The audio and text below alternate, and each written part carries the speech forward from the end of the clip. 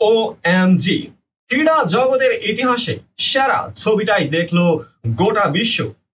তবে কি অলিম্পিক এবার ইতিহাসের সেরা ছবিটাই পেল প্যারিসে? জানিয়ে রীতিমতো তোলপাড় সোশ্যাল মিডিয়া।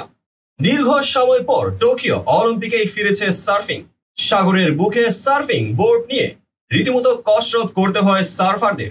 এবার প্যারিস অলিম্পিকে সার্ফিং অবশ্য হচ্ছে 1600 কিলোমিটার দূরে তিহোপুতে, দক্ষিণ প্রশান্ত মহাসাগরে ফ্রান্সের নিয়ন্ত্রণাধীন তাহিতি অঞ্চলে হচ্ছে এই সার্ফিং।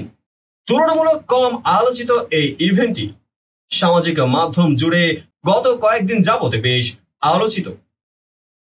অলিম্পিক তো বটে, পুরো ক্রীড়া জগতে সেরা একটি ছবি হিসেবে ধরে নেওয়া হচ্ছে সামাজিক মাধ্যমগুলোতে। চলুন ছবিটি নিয়ে একটু বিস্তারিত জানা যাক।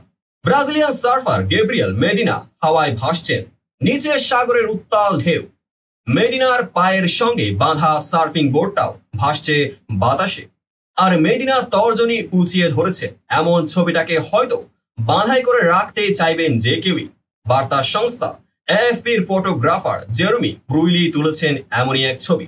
তাহিপুতে গিয়েছিলেন ভালো একটি ছবির আশায়। গ্যাব্রিয়েল মেদিনাকে চিনতেন আগে থেকেই, জানতেন সার্ফিং শেষে দারুণ একটি মুহূর্ত তৈরি করা মেদিনার পুরনো অভ্যাস। ব্রুইলিও ঠিক সেটারই অপেক্ষায় ছিলেন, কিন্তু এদিন মেদিনা যা ঘটালো তা পুরোপুরি অবিশ্বাস্য। যে বিশাল ঢেউ তিনি সামাল দিয়েছেন তা রেকর্ডও ভেঙেছে। নতুন অলিম্পিক রেকর্ড গড়ার পর নিজের সেই পুরনো অভ্যাসের মতো একটি সুন্দর মুহূর্ত তৈরি করেছেন মেদিনা, আর সেটাই ধরা পড়েছে ব্রুইলির হাতে। পরে অবশ্য এএফপির এই ফটোগ্রাফার জানিয়েছেন, আমার ধারণা সে যখন টিউবের ভেতর ছিল তখনই জানতো আজকের দিনের অন্যতম বড় ঢেউ ছিল সেটা। সে ঢেউ থেকে যেভাবে বেরিয়ে এলো বলতে হবে পুরো মার্কস পাওয়ার যোগ্য। ব্রুইলি সেদিন তিহুপুতে মেদিনার 8টি ছবি তুলেছিলেন।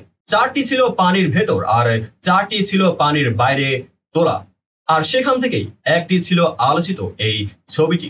প্রকাশ্য ছবিটি এনেছিলেন অবশ্য মেদিনা নিজেই। এক রাতের মধ্যেই ফেসবুক এবং ইনস্টাগ্রামে রীতিমতো ভাইরাল এই ছবিটি। বাকি গল্পটা অবশ্য সকলেরই জানা। অলিম্পিক ইভেন্টে পিছিয়ে থাকা সার্ফিং এই ইভেন্ট থেকেই পেল অলিম্পিকের ইতিহাসের সেরা একটি ছবি। এই ছবিটি নিয়ে আপনাদের কার কেমন মন্তব্য অবশ্যই কমেন্ট সেকশনে আপনার মতামত জানিয়ে দিতে ভুলবেন না। দেখা হবে পরবর্তী ভিডিওতে।